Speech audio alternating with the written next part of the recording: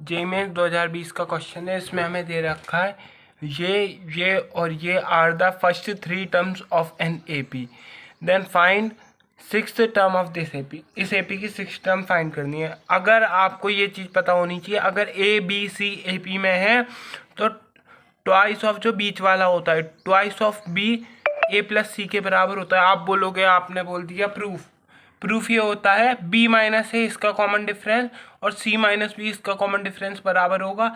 इस b को इधर भेजा, 2b equal to A plus C हो जाएगा। और आपको ये मालूम होना चाहिए, ये वाला देखो, इसको आप कैसे लिखोगे, 2 स्क्वायर से 2 स्क्वायर काट दोगे तो 2 स्क्वायर बचेगा।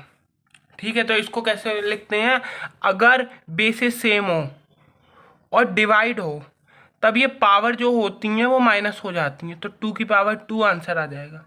जैसे 3 की पावर x माइनस वाई है तो ये क्या होगा, 3 की पावर x अपॉन 3 की पावर y। बेसिस सेम है और डिवाइड हो रहा है तो x माइनस वाई हो जाता है, ये आपको मालूम होना चाहिए। अब इस क्वेश्चन में अपन हम ये लगाते हैं, ये तीनों में एपी में दे रखा है, तो जब ये एपी में है तो क्या होगा, देखो ये एपी में मैं लिख ले रहा हूँ एक बार, साइन 2 अल्फ़ा माइनस 1 14 और 3 4 माइनस 2 साइन 2 अल्फ़ा, ये तीनों किस में दे रखी हैं, एपी में।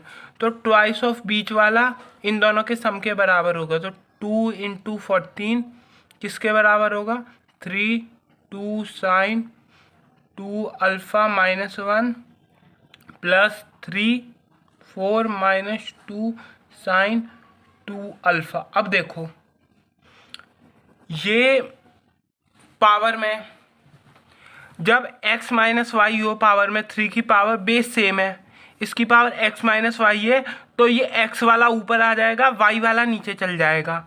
या इसको उल्टा कर लो, ये मैंने आपको एक एग्जांपल लेके भी बताया, आप ऐसे भी एक और एग्जांपल ले लो। जैसे 3 स्क्वायर बटे 3 है तो इसको कैसे लगते हैं, 3 की पावर 2 माइनस 1 इक्वल टू 3 की पावर 1। तो ये आप डायरेक्ट काट देते हो, पर असलियत में ये ऐसा होता है, तो मैं वही कर रहा हूँ। तो ये क्या आ गया, यहाँ पे तो 28 होता है, 14 टू जा 28, 3 की पावर में 2 साइन 2 अल्फ़ा माइनस 1, 3 की पावर माइनस 1 है ये, तो ये अपॉन 3 की पावर 1 आ गया। माइनस के बाद जो है वो नीचे पावर में आ जाएगा, प्लस 3 की पावर 4 है, ये माइनस 2 साइन 2 अल्फ़ा है, तो ये 3 की पावर में 2 साइन 2 अल्फ़ा आ गया। अब देखो आप इसको वापस उल्टा भी सोच सकते हो कि ये 3 की पावर 4 अपॉन 3 की पावर ये है, तो ये 3 की पावर 4 माइनस ये हो गया, ऐसे। अब देखो मैंने आपको ये 10-20 हज़ार बार बता रखा है कि मैथ्स में जब भी जो चीज़ें मैं बार बार दिखे उसको कुछ मान लो तो क्वेश्चन बहुत आसान हो जाता है। यहाँ पे आपको बार बार क्या दे रखा है, दिख रहा है, मतलब ये दिख रहा है आपको बार बार, तो इसको मैं कुछ मान लेता हूँ, ये 2 बार है तो इसको अपन ने टी मान लिया। 3 की पावर में 2 साइन 2 अल्फ़ा को अपन ने क्या मान लिया, टी मान लिया, लेट। ठीक है, तो ये क्या हो गया, 28 इक्वल टू टी बटे 3 प्लस 3 की पावर 4 बटे टी। ठीक है, ठीक है गाइस। 3 की पावर 4 क्या होता है, 3 की पावर 4, 3 स्क्वायर होता है 9। ठीक है, 3 की पावर 4 के लिए 3 स्क्वायर का स्क्वायर, मतलब 3 की पावर 4 हो गया ना ये, एक मिनट, 3 की पावर 4 को मैं 3 स्क्वायर का स्क्वायर लिख सकता हूँ, ये सेम होता है ये दोनों चीज़। 3 स्क्वायर 9 होता है, 9 का स्क्वायर, तो ये क्या आ गया, 81 आ गया। तो देखो 28 इक्वल टू टी बटे 3 प्लस 81 बटे टी। एलसीएम लिया, टी स्क्वायर, एलसीएम लेना आप, मैं बता देता हूँ। एलसीएम में 3t आ गया, 3t बटे 3 कितना हो जाएगा, 3t बटे 3 टी बचा तो t into T, T square हो गया, प्लस 3t बटे t कितना हो गया, 3 हो गया, 81 इंटू 3। ठीक है, इक्वल टू 28। ठीक है, और अब ये मल्टीप्लाई हो जाएगा, 28 into 3t, 28 into 3t equal to t square, और 81 3 जा कितना होता है, 81 इंटू 3 देखो कर दो, 81 इंटू 3, 3 1 जा 3, 8 3 जा 24, 243, तो 243 आ गया। और 28 इंटू 3 कितना होगा देखते हैं, 28 इंटू 3, 8 3 जा 24, 3 2 जा 6, 84, ये अपना कितना हो गया 84t, 84t equal to t square plus 243। ये प्लस का 84t है, इधर आके माइनस का 84t हो जाएगा, ठीक है। तो टी स्क्वायर माइनस का 84t प्लस का 243 इक्वल टू 0, इधर 0 आ गया, इधर लिखो 0, इधर लिखो 0, बात एक ही है। अब देखो, आपने मिडिल टर्म फैक्टराइजेशन का नाम सुना है गाइस, इसका और इसका मल्टीप्लाई करो, क्या आएगा 243, 243 आ गया। उसको ऐसे नंबरों में तोड़ना है जिसका प्लस या माइनस करने पे ये आ जाए, मल्टीप्लाई करने पे इन दोनों का मल्टीप्लिकेशन मतलब 243 आ जाए। इसको तोड़ते हैं, देखो 2 से तो जाएगा नहीं, 3 से जाएगा।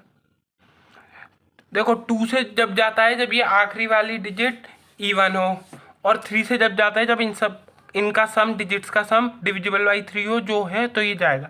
3 8 जा 24, 3 1 जा 3, 3 2 जा 6, 3 7 जा 21, 3 9 जा 3 9 जा 27, 3 3 जा 9, 3 1 जा 3। अब देखो ऐसे कुछ में 3 3 जा 9, 9 3 जा 27, 27 और 6 कहीं नहीं आ रहा, 3 3 जा 9, 3 जा 27, 27 3 जा 81, 81 और 3 बन रहा है 84, और 81 इंटू 3 करोगे यही आ जाएगा 243। तो देखो माइनस का 3t माइनस का 81t प्लस 243 और ये टी स्क्वायर इक्वल टू 0, ठीक है। अब आप बोलोगे माइनस का 3t पहले क्यों रखा, देखो माइनस का 3t माइनस का 81t माइनस प्लस होता है तो माइनस का 84t आ गया।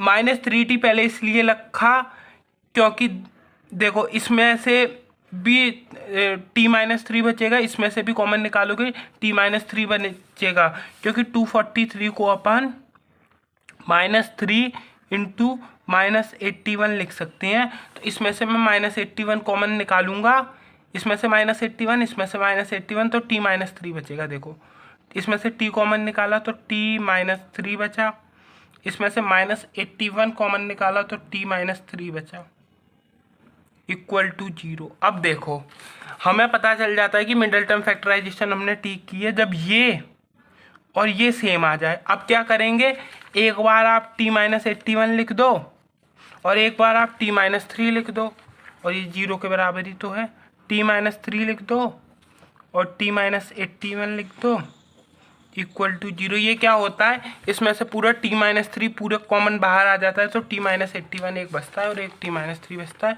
इसका मतलब क्या होगा, या तो t -3 इक्वल टू 0 होगा या और t -81 इक्वल टू 0 होगा। तो यहाँ से क्या आ गया, t है माइनस का 3 है, इधर जाके क्या हो जाएगा प्लस का 3, तो यहाँ से t आ गया प्लस का 3, या यहाँ से आ गया t 81, माइनस का 81 है, इधर जाके प्लस का 81 हो जाएगा। अब आप मानोगे नहीं, अपन ने t किसको माना था, 3 की पावर में, t अपना था 3 की पावर में 2 sin 2 अल्फ़ा, ये t था। t की वैल्यू एक बार अपन ने 3 रखी और एक बार अपन ने क्या आ गई, t की वैल्यू 81, t की वैल्यू 81 आई, मतलब 3 की पावर 2 sin 2 अल्फ़ा अपनी 81 आई थी। अब 81 क्या होता है, यहाँ पे बताया था 81 होता है 3 की पावर 4, तो 3 की पावर 2 sin 2 अल्फ़ा अपना कितना आ गया 3 की पावर 4, देखो, और यहाँ पे 3 की पावर 1 आ गया। जब ये पावर मतलब ये नंबर सेम हो तब पावर को हम डायरेक्ट इक्वेट कर सकते हैं, जब अगर ये नंबर सेम हो तब हम पावर को डायरेक्ट इक्वेट कर सकते हैं, ये आपको मालूम होना चाहिए। 2 की power sin 2 alpha equal to 4 आ गया, ये मल्टीप्लाई में इधर जाके डिवाइड में होगा तो sin 2 अल्फ़ा 4/2 2 होता है, तो ये 2। अब देखो sin x की जो रेंज होती है, sin x कहाँ से कहाँ तक, sin x -1 से 1 ही हो सकता है, ये आपको मालूम होना चाहिए। साइन एक्स की रेंज होती है, साइन एक्स मतलब -1 से कभी छोटा नहीं हो सकता और 1 से कभी बड़ा नहीं हो सकता, पर यहाँ पे साइन एक्स को आप बोलोगे 2 अल्फा, इसको अगर एक्स मान लो तो साइन एक्स की वैल्यू को ये 2 बता रहे हैं, तो 2 तो कभी हो नहीं सकता, तो इसलिए ये वाला केस नॉट पॉसिबल हो जाएगा, क्योंकि साइन एक्स की जो वैल्यू होती है वो ऑलवेज -1 से 1 होती है। यहाँ से क्या आ गया, इसमें भी ये नंबर सेम है तो पावर डायरेक्ट इक्वेट हो जाएंगी। 2 साइन 2 अल्फ़ा अपना 1 के बराबर हो गया, मल्टीप्लाई में इधर जाके डिवाइड में हो जाएगा, तो साइन 2 अल्फ़ा कितना हो गया अपना 1/2।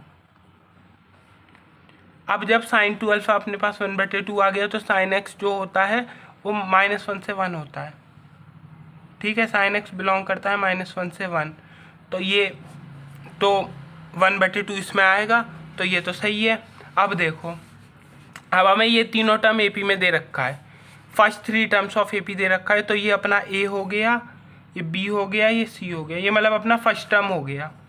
अपन फर्स्ट टर्म निकाल लेते हैं यहाँ से। ए अपना कितना दे रखा है फर्स्ट टर्म, 3 की पावर 2 साइन